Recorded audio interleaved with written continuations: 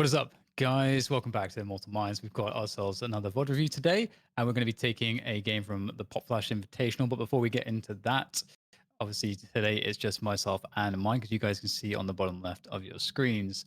Sean is taking a break this week.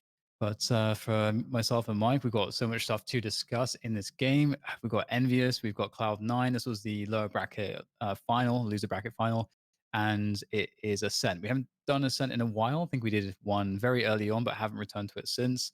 So lots to talk about. Mike, how you doing? Doing good. I think this is the most like Valorant I've watched between Popflash and the level 2 Clash tournament, which was all in the same weekend, so stocking up on all the VODs for the future. Nice. Yeah, there's been so much happening. And it's really interesting too, because it feels like North America and Europe are so separated in so many ways. One way is just the tournament structures and formats, whereas in Europe it seems to be a bit wacky. And in North America, we've got some pretty good tournament structures. I think Pop Flash is pretty awesome in that sense. But the styles of play across both the regions are quite different. In the North America, I think is we really have this kind of jet double operator meta that's been persisting, and I feel like, there's a lot to discuss around those points, but I don't want to get too sidetracked on the actual VOD review. So I guess we'll tackle that stuff as it is, as it comes up and is relevant. So in this game in particular, for those of you that watched it, you'll remember that it was a really insane first half from Cloud9. As you can see on the scoreboard right now, they've smashed out 10 rounds, even though they lost the pistol. They converted 10 rounds on the attacking side, looking like they were going to smash this game easily. And then Envy have a huge comeback with it. I would say a better look on their attacking side, which is part of the reason why we're focusing on them here. Right. So, anything that you want to, any points you want to make before we go into the nitty gritty of the rounds, Mike? Maybe some of the bigger things like the Killjoy, first tournament Killjoy, and so on and so forth. I could go on for an hour about watching Killjoy from this tournament because I wasn't super impressed, but I think generally I was really impressed with Envy because I think FNS, even from CS, when he comes into games, he has really good game plans and anti-straying. One of the things I did notice though that's carried over is like there's a little bit of inability to adapt. But this game that we're covering here, he has a really good game plan to shut down C9's defense here at the start. Right. Let's run the first round. I think as we do, I'm going to make the quick point that there's going to be a lot of really interesting side tangents. I feel like in this one, I think that there was a lot of stuff I thought that I was going to see, but I didn't see, and I think we'll see some of these issues as we go through this demo, especially in how the defenders handle things, because obviously there was a lot of attacking rounds one, and I think there's a really good reason for that. So yeah, we'll get into that. Right. So we should we press play. Yeah, so what you'll see in this game as well, like in NA, I find that teams do a lot more defaulting on the pistol rounds, whereas in the EU, people are just running like straight strats or execs, which you might see more in Counter-Strike. So at the start here, basically Cloud9 are just shock darting through the entrance deep so Vice can place his cam inside. And then Envy's objective here is just try to clear out B main and Gelato at the same time so they can get maximum control of these areas. So now they're going to recon, make sure it's clear. Then they're going to try to find Vice's cam so they have less info here. Yeah, I thought it was really interesting because I think both teams, if I recall their first pistol as well, it ended up being a round that went to like, I don't know, 10 seconds left before anything happens. Yeah. And both teams seem to play, as you mentioned, extremely passive. And I don't think that there's necessarily anything wrong with that, because you do force the opponents to have to commit pretty hard into a site to get any information. And you can see there's like a minute left, and there's really zero information on the map right now for Envy on the attack as to what the setup looks like on defense.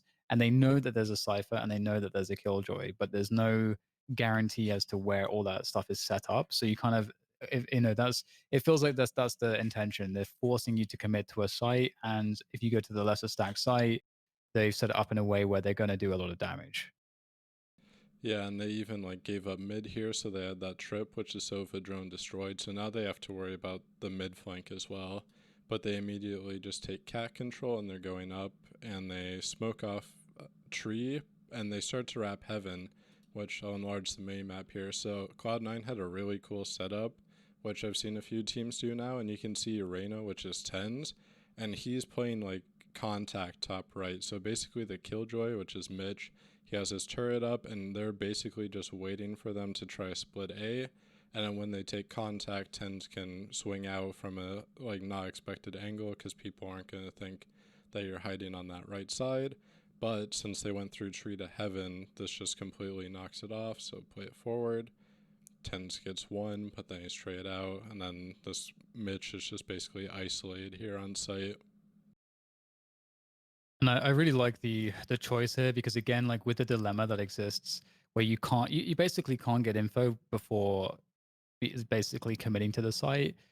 It makes a lot of sense that you would try to attack the site where you can have the best split on the site. And so, unlike the other site, which is a bit more messy, and the defenders can control some of the angles a bit better, here you have the ability to swarm the site from well 3 different positions, which is and it's just that's huge. I think the only thing that you then have to worry about is like weird spots that the people on the site might be playing, but there's so many of you should be pretty easy to handle. Yeah, I think Cloud9, like, even though they got kind of screwed there, I really like their setup when you give up mid, but you're playing stack towards B, and then you have that setup towards heaven there where they're just playing an off angle and just playing contact. It might have been better to have, like, one of your info players, like, back spawn, especially Sova, just as a quick rotate, and he can arrow, like, any side because you're just kind of sitting in the dark hoping they pick your stack. But one of the things that we're going to see a lot from Envy is denying B main control. They'll focus on A main, like Gelato area, a few times, but mostly they're going to be focusing on B main because I noticed a lot in this tournament. Cloud9 basically every time Vice is trying to get inside B main with a cam as well, and then he plays off that really well, and they have a few different setups for that. He's basically just placing it in here every round and trying to get into this corner. And if we can pause real quick, I wanted to make one extra point about the pistol and the passive setups. I think this is something that's also the case because if you think about the composition that includes a cipher and a killjoy, the cipher and the killjoy is harder to play aggressively with those agents early in a round, especially in rounds like these, because if they die, their utility becomes much worse. Like the camera, you won't obviously get any value from a cipher that's dead because the camera is inoperable. And similarly with killjoys, nano swarms, and so on, you cannot trigger them anymore. So it almost encourages a slower play style just because those agents that kind of have to live. And it's in and around like a pistol where you have less investment on utility because of no money. It creates a spot where you also just want to like it just means that playing passive just becomes the safest, most risk free way to play the round. So yeah, I just wanted to add that in there Yeah, I because if think we see a lot more Killjoy, we'll see more of that. I think. yeah, especially when you have like when you're running Sova Cypher and Killjoy where you can kind of find info in between, but you also have enough like utility to just sit on site at the same time if you need to, if you're lacking utility. Yeah, and I think that going back to your point as well about the B main control, this was like a really interesting dynamic in this game, especially because I think that FNS in this game found so many good timings in terms of like understanding when to cam, like reading the pace of the other team, and then knowing when to use the cams that he'd set up in the B main area. And if we think about, actually, no, I'm thinking it the reverse way. Sometimes I like mix up the halves because I casted the game, so I just like Yeah. mixing things up. But that is a point that's really important. You do not want the cipher to be able to have that cam available because with the Sova, oh my screen just went black. Can you still hear me? Yeah, I My can still PC's hear you. buzzing out. Okay, I'm back. For some reason, my monitor just turned off. I don't Great. know what that's about. I'm back. Right. So the whole B main thing is really interesting in terms of a point of control because we'll see that if you're able to remove the ability to have a cam in B main, it becomes like very difficult if to rely on server arrows. And if you're not going to rely on server arrows, there's really no way to get in there. And if you do rely on server arrows, or get info there, if you do rely on server arrows, you have a problem because they can time it. They can kind of get timings on server, knowing that he can only get info in certain 30-second windows, which is a problem. So the cam is really huge, and that's another one of the reasons I think where Killjoy becomes really cool in this map, because it allows the cipher to have the cam in different spots, and to have a better fortification around the B main and A sites, I would say. Yeah, so now that they got the cam after he activated, and now they know after this flash that there's three here at least because they already saw the Sova Cypher. Then Omen flash, they see Reyna there, so now they recognize the stack and just run away and reset towards A because they already killed the Killjoy. So it's process of elimination there based off of what utility you've seen at the start of the round and what other players you spotted. That's just a pretty clean anti-eco after this. I'm really the discussion around gelato control I'm really interested to have with you, because as you mentioned, we see a lot of the emphasis going around B main. And I feel like Envy worked they worked off of the fact pretty well in this half, like you said, that they can do that. And it's not really an issue having most of their resources at the early timings around the B main area. And it's because C9 weren't particularly aggro. And if the what appears to be the meta is not gelato takes, but just A main takes. So if the defenders take A main early into the rounds, that can just be easily retaken later. It's like not even a problem. Yeah. And that's kind of the issue with it. And then I feel like Envy basically were like, well, because of that, and you guys aren't interested in going for gelato takes, we won't even bother. We'll just put our resources elsewhere at the beginning to get more control overall. And they still have the options towards A main. Yeah, and I think like you said, super easy to retake that A main area, especially when people just try to get into wine because one piece of utility can really reset that. Another thing that kind of bugs me on this map is I'm starting to see more teams leave mid open, where they leave like a trip, or you'll see here they use a killjoy turret, which is fine.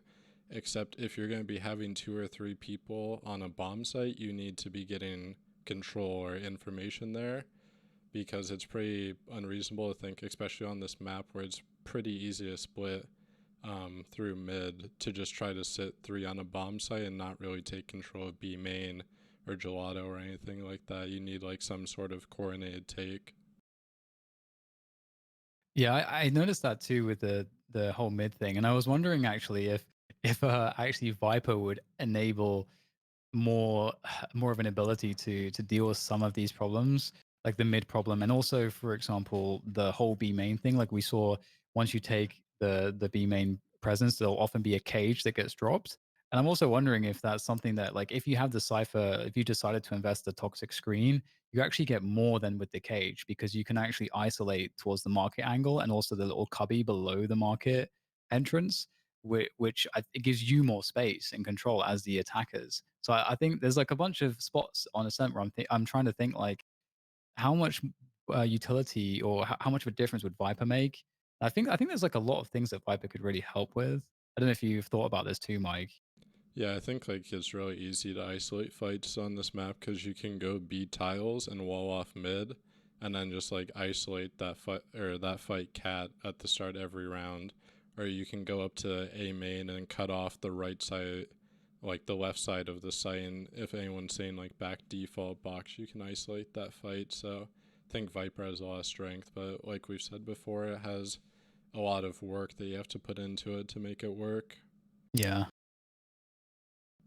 So we can start off this round. So this is our simple like B main control coming out of Envy, making sure Vice can't get in here, so they rotate off. And then F and S eventually, like on this round, you see he's by himself. He basically just like punishes this area himself. So now they're going to be taking mid, which I think this is probably a decent read coming out of F and S just from how Cloud9 normally play mid. Yeah, I like this is just really awesome. This is like one of those spots. I'm trying to think of what the equivalent in CS:GO is. It's kind of like, yeah, it's like, okay, it's like cash. It's like mid taking mid as the attacker, as the attackers, as the, oh my god, has it happened? Am I finally saying You attackers just instead of T? converted. That's the official moment I've converted. But it's kind of like being on the T side on cash and taking mid control, maybe like a delayed mid take. You're at this point where you're like the other team has to make a decision at that point of the round to give up that position or to challenge for it. And you're kind of almost on a bomb site. And that's kind of the pressure, the feeling of the pressure. Like the other team knows that you're one step away from making a decision as a team to go and attack one of the two sites and that they have to get information to deal with that. I feel like this is kind of the same dynamic where once you get up to like pizza and market control and you pressure and you can threaten the spawn push as well. And as you say, people playing passively, it creates the same kind of pressure that reminds me of that because you can do anything. You can force a rotation and you can have a more favorable double back towards like catwalk and there's all sorts of stuff that you can do off of it. Yeah, it's a really good example, which is what I was kind of saying as well. Like you, if you're gonna be having like three towards the side and giving up mid, leaving a trip there or something, you really need to be like taking control or gain information on the extremities, because it's just so easy to apply pressure there, like you said. We're also gonna see. I didn't mention this last round, but we should see at the start here. Every round, Calypso is smoking deep mid, like right in front of Market and Pizza, and that's part of their default. So basically, that's denying info from mid, because you'll see a lot of teams smoke into the archway. Here, I'll skip forward because this doesn't have the Oh, unedited thing. he's Yeah. the he's this handsome man over here. What a lovely shirt. Such a fine taste in apparel. Yeah, so now we've seen your fancy apparel. So here I skipped a little bit too far forward. I switched VODs because one of them was like really bad quality. Okay, here we go. So playing forward here, basically they're Cloud9 are on eco, Envy are just staying grouped up. And even though they have like the smoke in mid and the guys have pushed through it from Cloud9 and they're getting info towards Catwalk, I'll enlarge the mini map. It doesn't really matter because they're just playing the numbers advantage because they know we can give them all of this like control on the other sides of the map. And then as long as we're not walking into a stack, we do have like the massive advantage because we just have the better guns and more utility. And like I was saying earlier, the smoke mid denies info unless they walk through it. But the thing last round they did, part of establishing the default was they were smoking that every round, but then the last round they just contacted through it. So that really caught them off guard as well, because you don't expect five people just to walk up mid and walk through their own deep mid smoke. I love that. That's something that's I think really important when you're on the attack is to not ever let anything feel like it's solved for the defenders. So they always have to factor in extra variables because you're not that predictable that you just play such a set way off of something. Even if it's like a suboptimal play, it's good, I think, to keep people on their toes. And I think there's a lot to be said for not ever letting the opponents feel comfortable in their reads of you. Yeah, and I think like on this round too is another good example because like they just did a very fast execute on B, and you might be thinking like, oh, that's pretty bad if you're going against an eco, except they have all their pathing really planned out. So if you notice like if it's a normal like ranked game or something, you'll see maybe like everyone runs up sidewalk, but they cleared boathouse and everything else was smoked off, and they went around to sidewalk near CT or the steps towards CT, and they're basically just trying to crunch anyone that's on B into the back of the site so they can take the longest range duel they can possibly because they have like rifles and SMGs. And, you know, the other team's going to be on pistols, so it's a very like clean execute in terms of like pathing and what everyone's supposed to be doing. I was just gonna add that in as well, and on top of that too, to complement your point, I think when you're thinking about anti ecos, uh, as Mike said, it's obviously you have to make sure pathing is really good and clean and all of that. And but it's also interesting to think what is the bomb site that I can get to where I can get the plant the most quickly from the uncontested part of the choke point to the contested part of the choke point. So it's the either end of B main, for example. And then from there, how many more angles need to be cleared until I'm on a plant. And if you think of it like train in CS:GO, like or let's say Dust 2 and CS:GO as well, you have this thing where like on the B site and train, you have this more or less uncontested map control on the white halls, and then you're down a ramp, and then you're basically on a plant. And similarly, in this case as well with the B site, you're very quick onto a plant.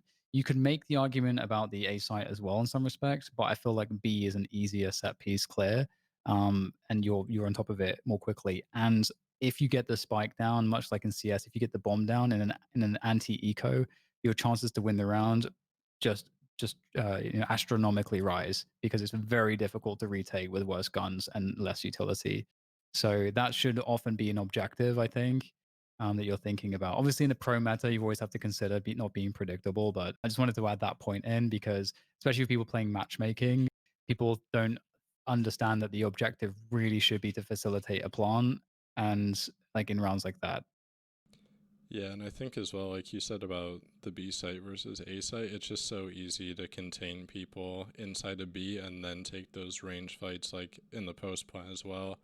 Like on the A side, people can reset or go into heaven or go into tree, like depending on where their starting position is. But if you get trapped in the B site, you're just like fishing for one kill at most if teams are coordinated with their attack. So on this next round, Envy have made an adjustment, so they realize, oh yeah, we can basically just have FNS try to control this B main area himself. They're not really trying to pressure him, so we're going to start taking A main control at the start. And if you notice at one point here, so Vice started towards mid, put a trip there, and then he put another trip at Catwalk. Except now there's 1 second left until the round starts, and he wants to go op in heaven. So obviously, if he was to like cross back into A side and go up to heaven, he could get caught out.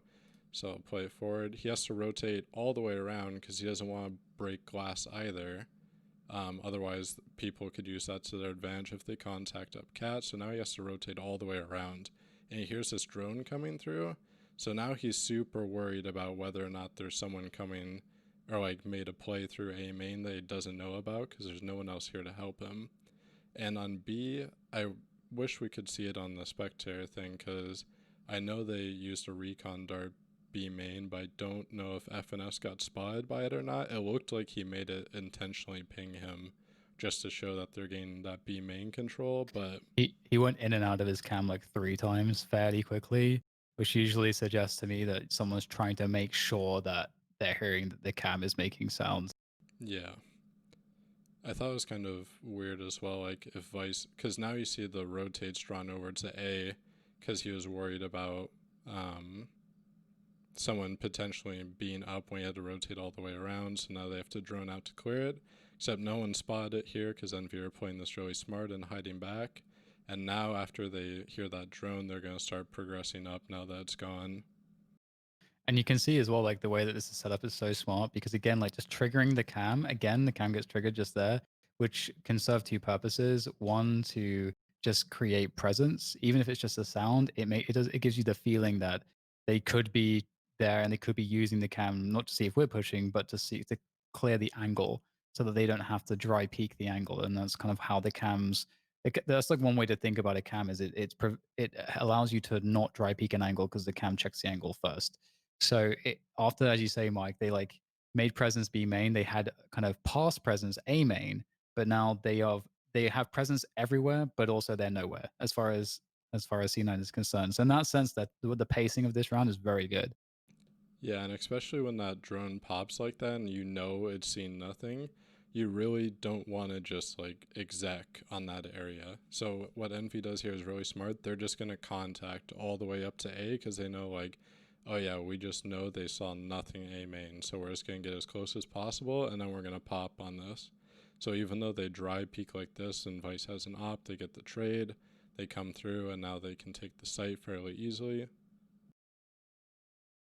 So that's like an acceptable dry peak for sure. Like Yeah. I think there's something to mention worth mentioning. I think your point about the contacting is really, really good because there is the value. And again, this is something that like in matchmaking people don't really understand. There's like a value of like as little notice as possible. And the reason the value exists there is it goes into a concept of like also how do the defenders.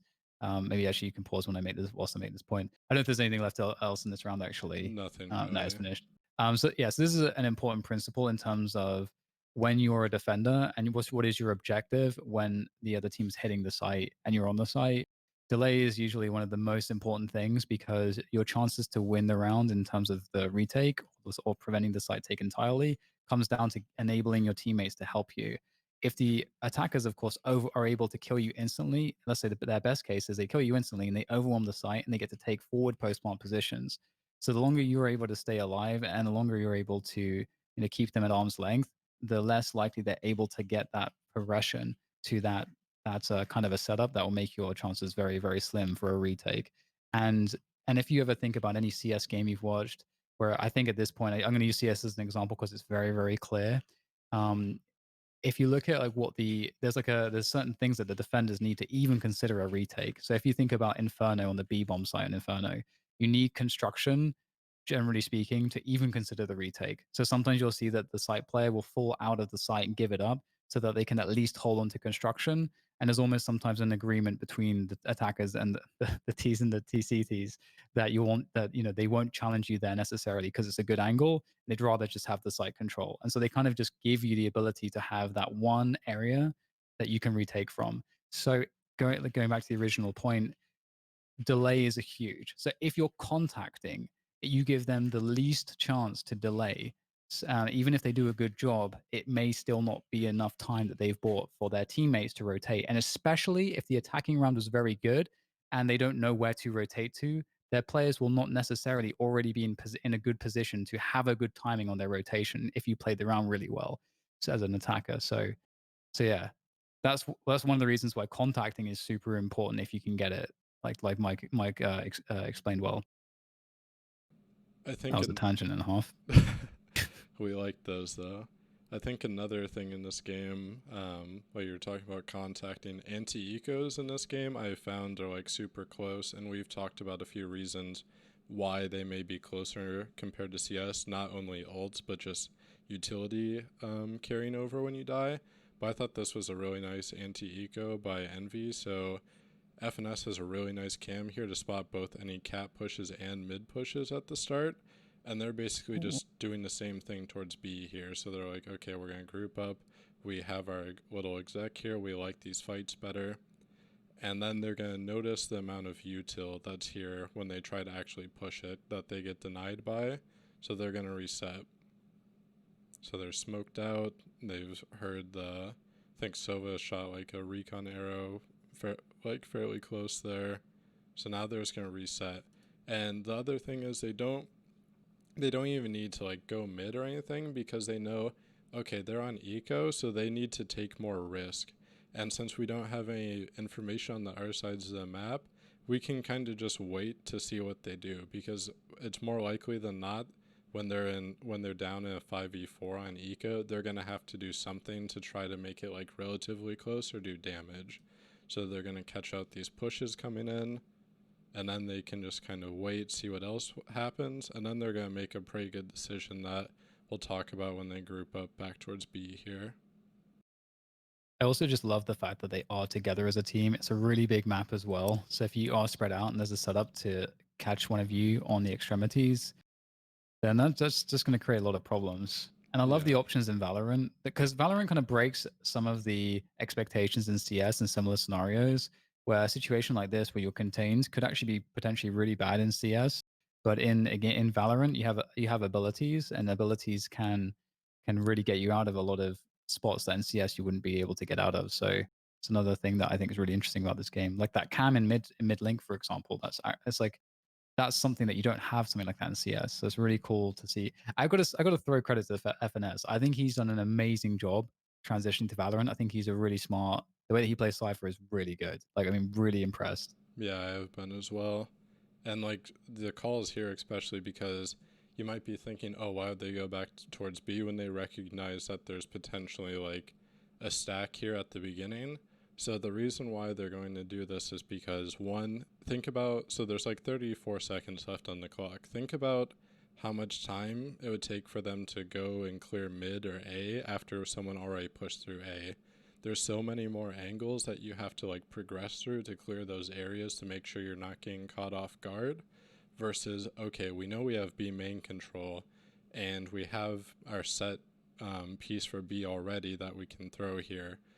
So there's far less angles for us to clear, so we can just go B, throw our normal stuff, and go out here because we know there's less angles that are needed to be cleared in less time. So It's really tense. interesting Oh, too in go ahead. Valorant because, oh, sorry, did I interrupt you? No, you're good. Go ahead. Yeah, I was just gonna say it's really interesting in Valorant too because we haven't had the solve yet. There's going to be setups that people will come up with once like metas are established around. These are like the two maybe best ways to play an anti-eco round, and like every team will start kind of doing those because they're the most advantageous. Even though the compositions may vary, we might get a similar look on anti-eco rounds for the principles that Mike's saying. Um, and I'm curious what the evolution will be tactically from some of these teams. So like once you if you know that, let's say with 75% likelihood that the team is going to have these like B main setups, there might be some things you can do that are actually really, really strong that people come up with that may start to encourage people to not do that. And then the percentages of them doing that will lower, and then a new meta of where the way anti-ecos might be played will evolve. Yeah, I think like compared to CS as well, like there's still going to be certain things that are kind of like set rules. Like if you're on Inferno T side, you don't go apps on an anti-eco because that's just like where Yeah. pistols want to play. So I think same rules will like coexist here. Like if you think about bind especially, unless it's like extremely dire circumstances, you don't really want to go into hookah as an attacker when you're against an eco because it's just like shorty city. So those are going to be like consistent, I think, in this game. But I think with the abilities, there's a lot more you can do on an anti-eco, especially like the cam for information. Yeah, it's I think one of the things we may have to talk about, maybe I don't know, like depending on how much time we have, is like some of the attacker solutions. But I guess we can get into this next one. Yeah, so C9 have made another adjustment here. They're stacking towards B again because Envy haven't really contested mid since that round they contacted through the smoke, besides another cat split, so they're leaving mid open. And they know they've only gone like A once basically besides that cat split, so that was a majority cat split. So they're just leaving tens here to push A because they know, okay, we can use this guy really aggressively because he has great aim and he has really good mechanics. So we can trust him to clear out this area, maybe get one, and then he can dismiss and fall back. So they're just leaving him to completely push this by himself. But Envy are just wanting to do like a full exec on the B here, which we'll try to slow it down here a bit. So I'll rewind because they do a lot of stuff here. So they're droning through B main, and then Calypso's going to get ready for a flash that I really like because it gets basically everyone on the crate, sidewalk, and boathouse if they're in that angle. So it flashes everyone there. They recon back sight, and then they're just going to collapse out with they have spawn smoked and everything like that. They have like 3 ults going on at once here, which is also very confusing. Yeah, it's just, dude, casting is it can be tough in these moments. Yeah, it's really hard on this to watch as well. So in the meantime, like FNS, while they were doing that, he's lurking up mid, and he gets the kill on tens there, which I'll rewind again because like there's a lot to focus on at B, but there's also a lot of stuff happening at mid. So to recap, Tens is pushing A, FNS is lurking up mid. He's going to kill the Sova ulting in mid. So now they know FNS is lurked up mid. Tens is collapsing on him. So when FNS gets this kill because he's Cypher ults, they recognize, okay, Tens had to come from like Cat or A to get here. So we know A is potentially weak because they will have rotated off because he has all that information. So now they split back to A. And then they just control this, and it's a 4v2, so it's a pretty simple round. But it's really, like, the ults in this game make this round, like, way chaotic. Because if this was, like, CS on execute like that, I think he would still favor Envy to win it, because they just had, like, such good utility setups. But then you throw in that counter Sova ult, it's just really hard to combat that. Yeah, and it's kind of the dream is like actually I think it was Envy in this tournament that did a lot of really good resets after the initial like forcing the initial action. And it's really interesting this game as well, much like in CS, where you'd have this dynamic on Banana and Inferno, where going into a game, a meta develops in of itself between the two teams in the vacuum of a specific match, where it's like who's going to throw more utility because the utility is super important in the late rounds. So if you're able to like commit the other team to dump way more than you, let's say, because you've conditioned them, and then but you're still able to not lose any players and reset after that point, you now take the lead in terms of utility in the late game. So as a caller, you're in an amazing position, especially if you've already created protocols for situations like that. And I think in this game as well, like there's lots of ways to bait, really heavily bait teams into thinking you're doing something and so I'm curious how that gets abused. And I think Envy does that quite well. And I think actually, if I'm not mistaken, don't we get like a really good killjoy bait coming up in one of these rounds. Yeah, I think it might be this round, but we can start off with the adjustment they make now. So they recognized last round 10 just pushed through A after FNS killed him in mid because that's the only position he could have came from. So now they're going to start going back to pressuring A and leaving FNS to just control B main because Cloud9 again haven't really made any good adjustments to counter any of these controls. They're just kind of playing passive other than 10 solo pushing there, but that's kind of more of a 50-50 play, I guess you could say, because if someone is there or two people are there, he probably goes 1-for-1 at best. So now this round they're going to go for heavy A main control.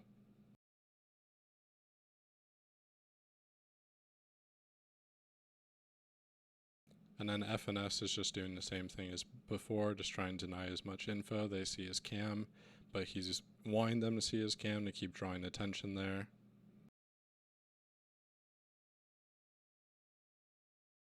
I think that's like the first time they got a little hyper like on the default. Yeah. But now they retook B main here, so they used the recon dart. They got Vice in this cubby, which I think is probably his favorite spot to play on this map because every time he's playing defense, he's in that cubby. So now they recognize that FNS is no longer trying to control this area and he's rotated off. So now once they get Vice in here, they can just rotate off.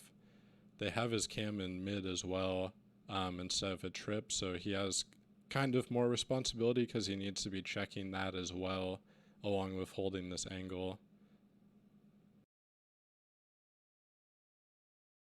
It's really impressive to me in how C9 well how Envy played their defaults and their pacing in this because it seems like C9 never felt like they could really truly get aggressive somewhere, especially B main. It seemed like they felt very afraid of going a bit deeper because this is one of the rounds where I was expecting them to at least go deeper enough to clear the turret, which would like killing the turret is what actually makes Envy think, oh shit, we might actually have to worry about like them having info Yeah. because once that turret is gone, they can see all the way into mid.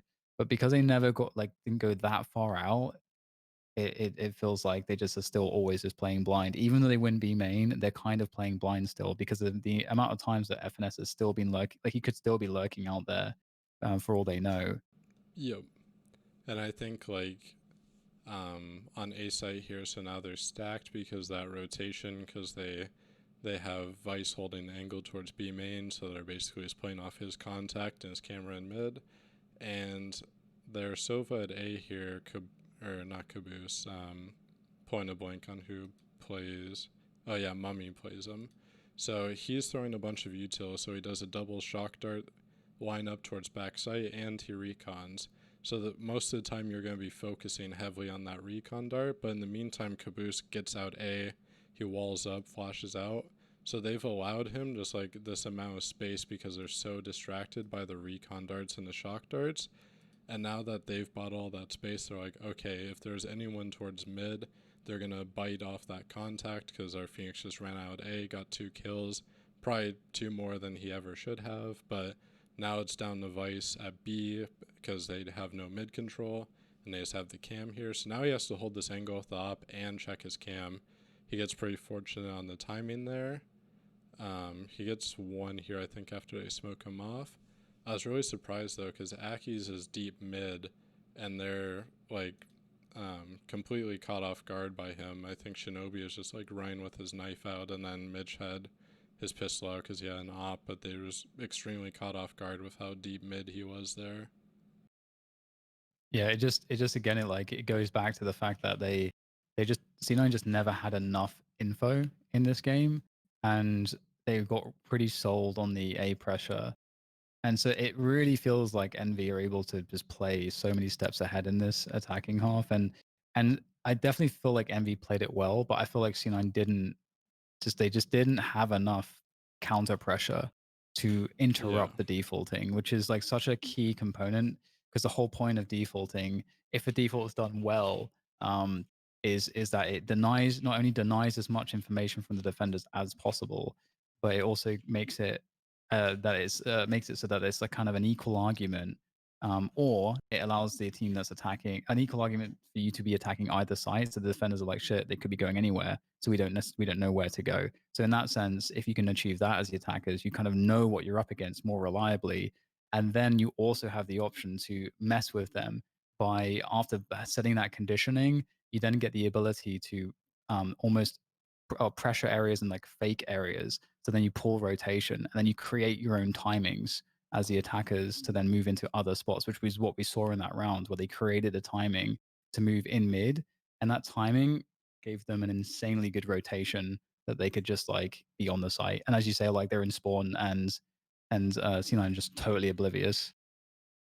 yeah, and I think C9 as well are probably thinking like, okay, we have Vice posted up B main.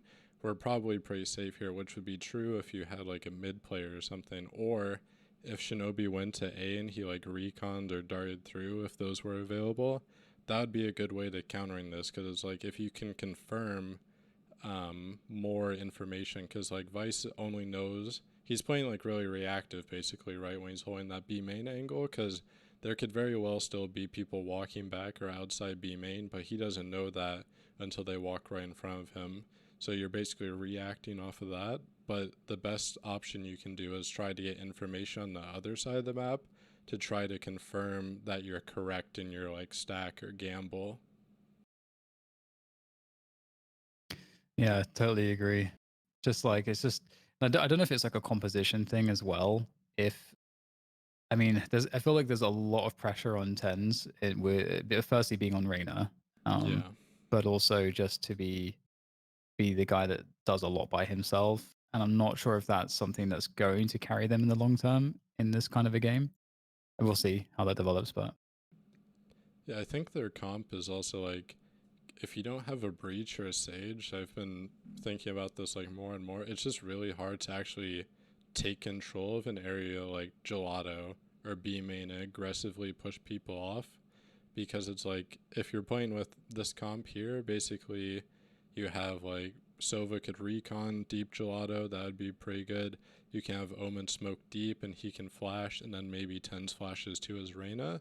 But it's not like you really have anything besides Killjoy's mollies, which are kind of heavy and take a while to throw, to really clear out areas or force people into poor positions if they're in gelato.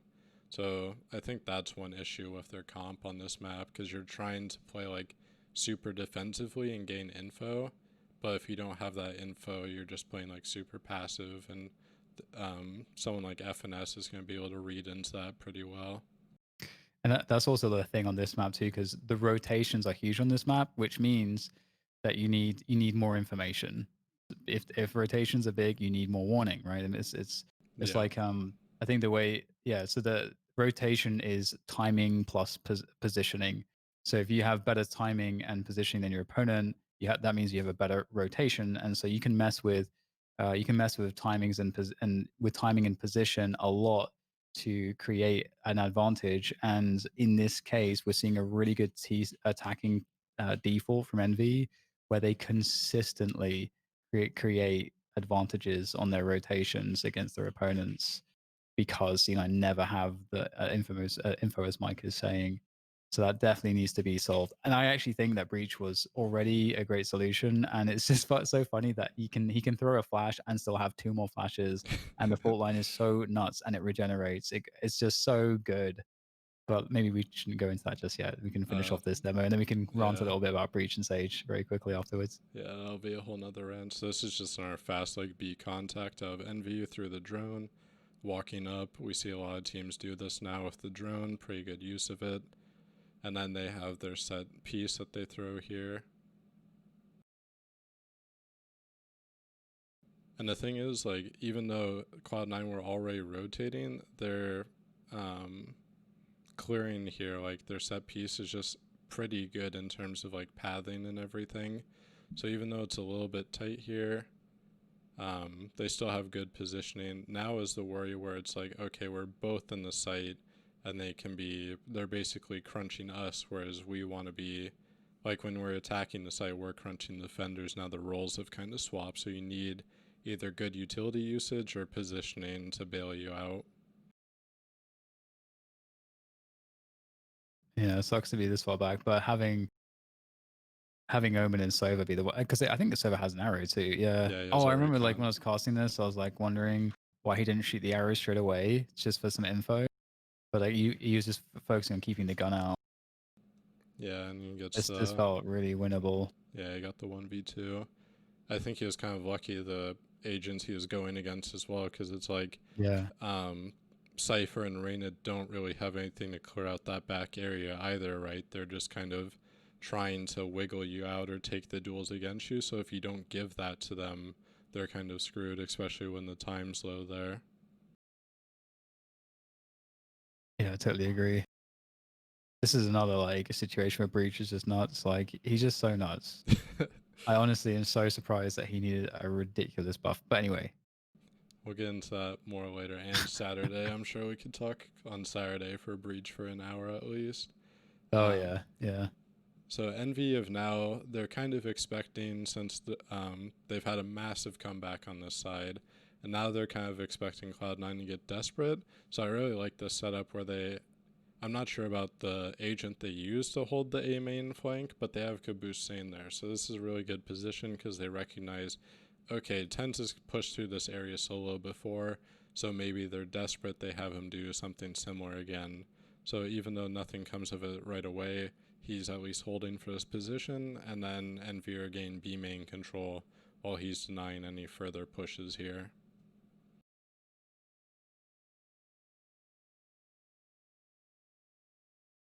Man, this game it's like C9 got so abused. Yeah, so like you see, they got their goal there. They broke Vice's camera, and now they know they have B main control, so now they can rotate out. And across the map, Caboose is like, okay, I haven't encountered any utility or anything outside A main, and they know from like the alarm bot mid, no one's gone like very aggressive mid. So now they're gonna reset, which is a good call because you've denied the info B main, and now you can start working the other parts of the map.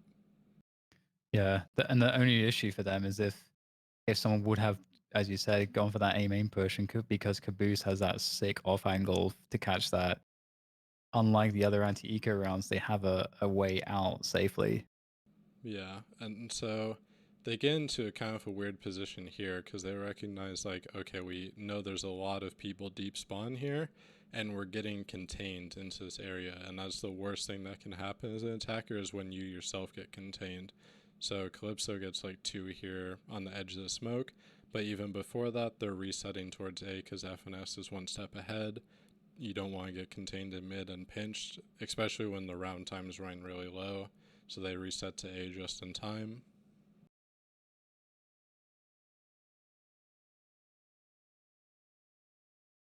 Yeah, it's kind of crazy. I was really surprised that this went so close because of that like hiccup towards spawn. Yeah, I think Like like, oh, go ahead. I was just gonna say because I like what I thought when I looked at this round that was so genius was something that I wanted to see a little bit more in Valorant, where it is that like you can more I feel like you can more easily pull people around in Valorant because you can create so much threat.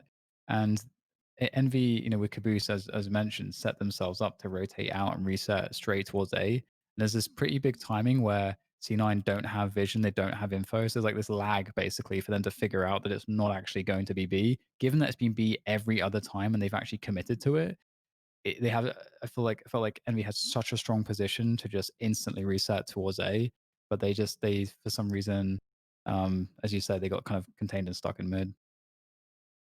Yeah, and I think that's like a lot of teams would be scared to make that call, especially when you're below like 30 seconds to the round. They would just probably stick with like, okay, we just need to go market to be here because we're super low on time, even though like we're not entirely sure of what we'd be encountering there. But playing the smart way, as long as you're confident, the call can go a long way. Yeah, for sure. And then this or second to last round, they get like heavy B main control again. They're still holding like top mid and A main because they're like, surely they'll make an adjustment at some point. Surely they'll try to take map control somewhere else from us, but they don't. So they have Mummy and Calypso holding top mid towards A, and then they're working B main control again.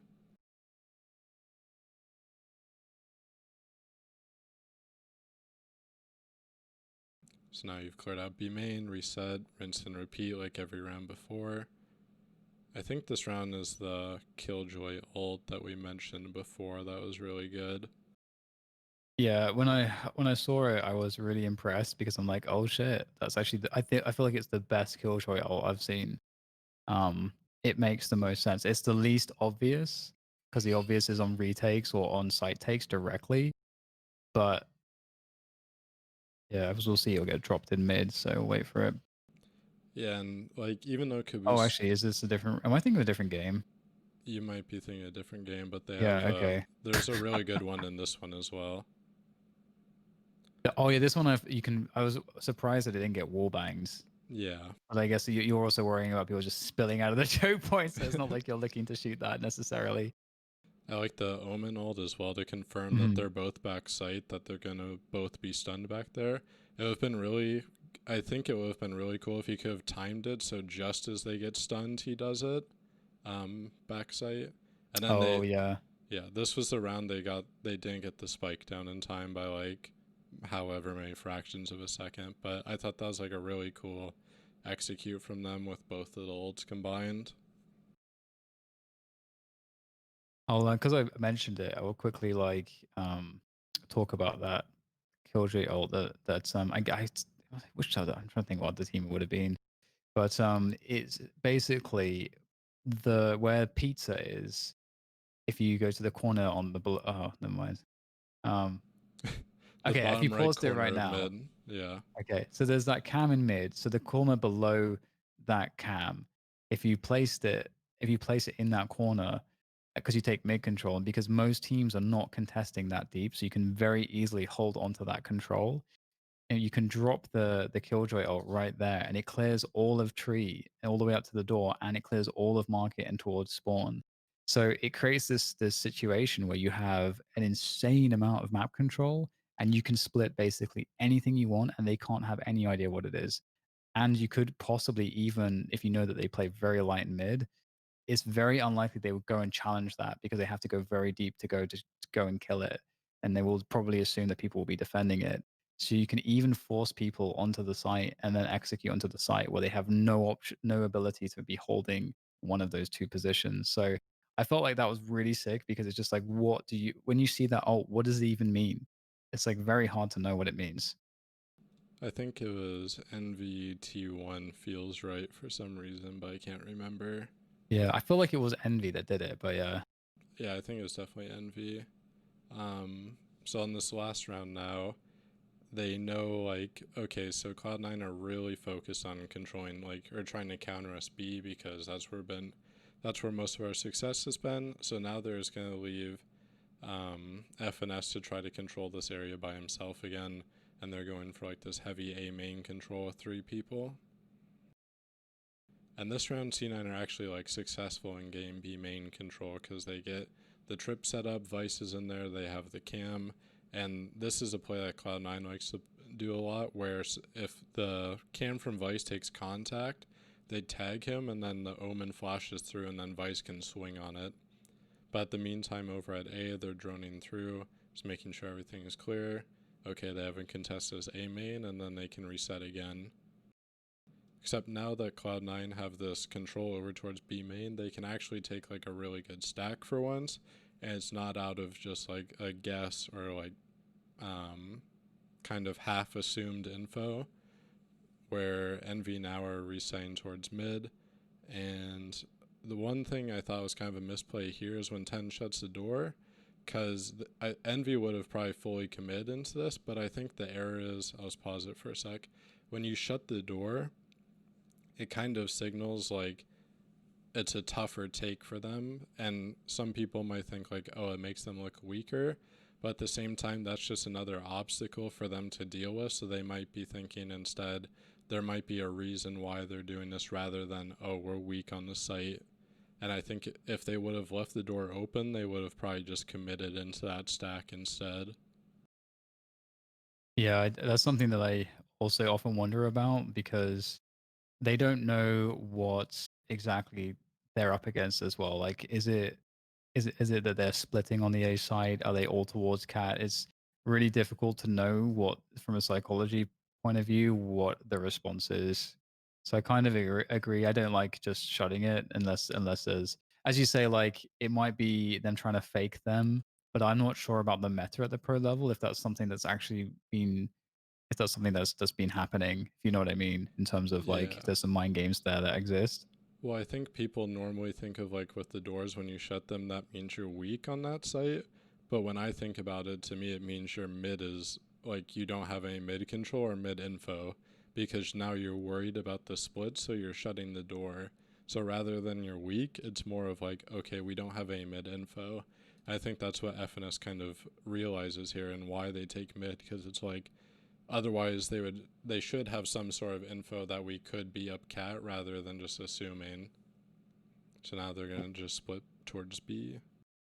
I was gonna say one plus to it as well is the fact that if you're gonna have to retake that site, you don't that's the door, they can't actually close the door on you, which Yeah, actually does buy some time for post plant repositioning sometimes. So that's another possible factor. yeah. Also, what's up, Shinobi?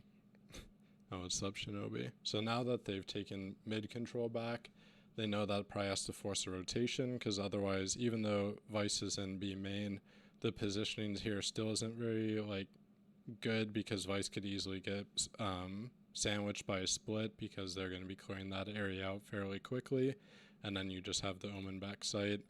So then Envy are just resaying back towards A now, basing that off of they think they've sold a rotation, which is right. And this is another one of those rounds where there's like no time left on the clock and they have to plant with like 5 seconds, which screwed them over in a round before. Yeah, and we were playing a lot of these really, really slow rounds. In fact, I think C9 as well also had a lot of very slow rounds. And on the bigger maps like this, if you're defaulting effectively, I can definitely see why it works. And it also, I think, is something that does have this impact. Like in CS, as people refer to it as more like the Navi playstyle. And it can have an Yep. impact that people will overplay for information. Because if you don't read the pace as a normal pace as opposed to, let's say, a really slow pace, your timing for getting info is going to be useless. You'll have like a wasted info plays, and so that's one of the advantages of playing very slow, but you give up some stuff, like you give up the ability to have a plan B. Like if things don't go very well on the take, it's not like you can rotate to where your lurker is or something like that. So um but I do like to see that in Valorant because the utility is so precious. Well, that's all the rounds we have. So do you want to get into how this match would have been good with Breach or Sage, or leave that for Saturday? I think one thing I think is that this is the theme is that C9 in this game, it was clear that they didn't have enough info in the mid to late round, and they didn't find enough ways to pressure the default of Envy to ever make Envy feel like they couldn't do what they wanted to do and with out of their default. Did you get the same? I mean, that seems to be the theme. Do you agree? Yeah, I think so. Like, I feel like Envy's default was more concise as well. Like, just making sure you're actually getting control of these areas and drawing rotates or making people make more guesses. Because I think Valorant is a game where you're forced to take more guesses than Counter Strike and calling. So if you can try to eliminate as many guesses as possible by making sure you're narrowing down like what rotations can be made or like what controls actually being made, which I think FNS's teams always do like a really good job of, especially on their defaults. And I think Cloud9 just, it's partially like I don't think with this comp you fully have the tools to contest these areas fully, on Ascent, but partially just like they didn't fully adapt in time either. Because there were some rounds where they were almost onto something, but then FNS made it a really good like mid to late round call. Yeah, I totally agree. I think. Oh, actually, so Shinobi in the chat actually said that it was C9 that against Envy used the Killjoy ult. So Oh, so it gotcha. was in this game then, and I think so I'm gonna be like really interested to see how things will develop, as you say, with Breach, especially with the extra flash, because it feels like the amount of aggression it will afford defenders is going to be enormous, and it feels like, especially, I don't, again, I don't want to get too deep into all of the patch changes, but I definitely felt like at the end of this tournament, a lot of teams were missing Breach in terms of those options, because we talked about it before, like like the ability to take gelato control, or the ability to go maybe a bit more heavy in B main and actually, let's say, challenge the turret that sits on top of the heart to remove that utility from the defaulting attackers. So like these kinds of pressure moves that give you information and also possibly force the attackers to make certain moves given what info you see. Because sometimes it's the case that if you're interrupting an opponent's default, they may be in a position where they just have to, they won't be able to reset the default. They have to play off of what you have done as the defenders and know that you have that information, and they may just have to commit to something. So you can throw them in like off their comfort a lot with plays like that. And that's what I really liked when we first actually did Ascent. I think we saw, I think, was it Team Liquid or like Fish 123 Fish at one that two point? three, yeah. They were doing those gelato takes, like those set piece gelato takes, which were really cool to see, because that's exactly the kind of impact it had. It created a spot where the attackers had to decide, okay, do we retake this and then reset the round, or do we just think, okay, they've invested a lot, they've got a bunch of players towards there, we'll take a lot more ground elsewhere. So even if you do lose some ground, you at least control the variables more in terms of what you're doing. And if you expect that that could be a response from the attackers when you make that gelato take as the defenders, you can have retake setups on the other side of the map. So you're accounting for those things that they could do and be encouraged to do by your actions.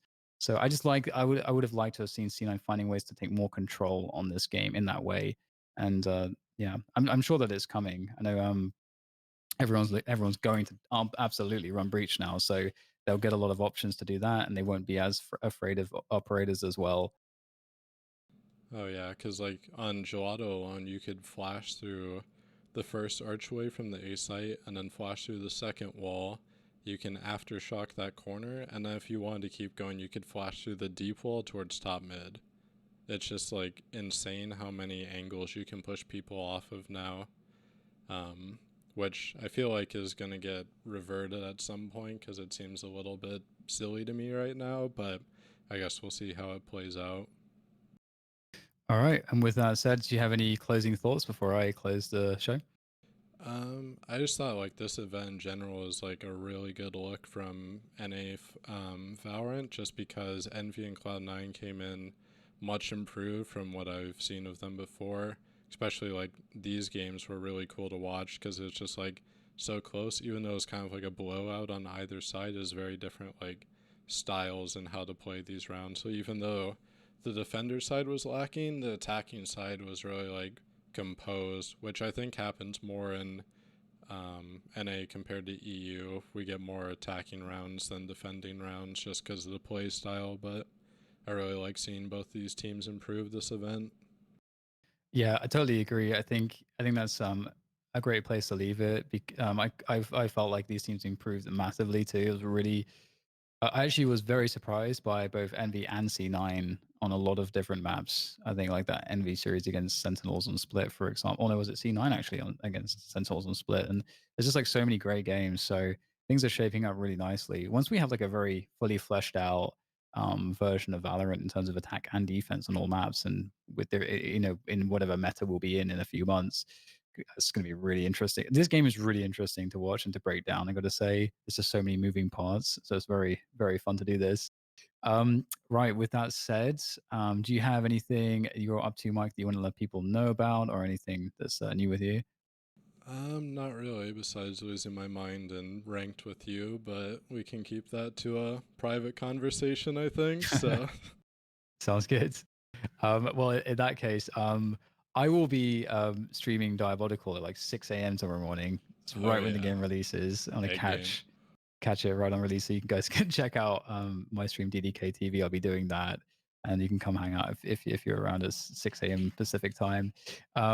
And we'll have a really cool episode this weekend of Immortal Minds. We've got both Soulcast and Eccles. So we've got the Team Liquid lads. Sliggy, I'm sure, roped them into it, and that's going to be a lot of fun to hear their thoughts on things, especially given the fact that with all of the patch changes that just happened and Breach being so huge, this is a team that's been very, very much about creating amazing setups and great and like a very wide playbook tactically. So I'm sure they'll have a lot of really interesting insights. So put that in your calendars, 10 a.m. Pacific time on Saturday.